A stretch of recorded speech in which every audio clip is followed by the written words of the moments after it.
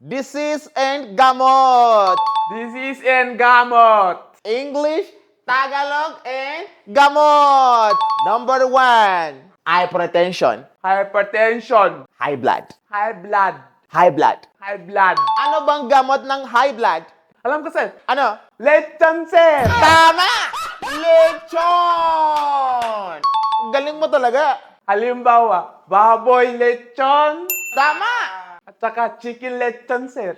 May chicken lechon? Meron, sir. Sige, galing mo Pangalawa, hemorrhoids. Hemorrhoid. Almunaras. Almunaras. Ano bang gamot sa almunaras? Alam ko, sir. Sili, sir. Tama! Sili. Halimbawa, siling mahaba. Tapos siling demonyo, sir. Mahabang sili? Yes, sir. Tapos yung demonyo? Pwede pala yun. Apaka-effective. Tama ka, tama. Tama. Number 3, amnesia. Amnesia. Sa Tagalog, limot. Limot. Limot.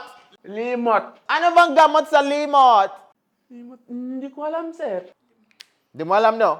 Ang gamot sa limot ay utang. Utang! Utang. Utang. Alam mo na?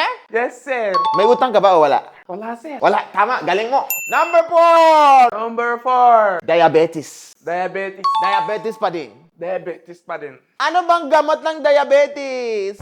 Hindi ko din alam, sir. Di mo alam? Hindi ko alam, sir. Ang gamot sa diabetes ay leche flan. Leche flan! Yan. Alam mo na? Yes, sir. Number 5, heartbroken. Heartbroken. Heartbroken. Heartbroken. Sa Tagalog, niloko.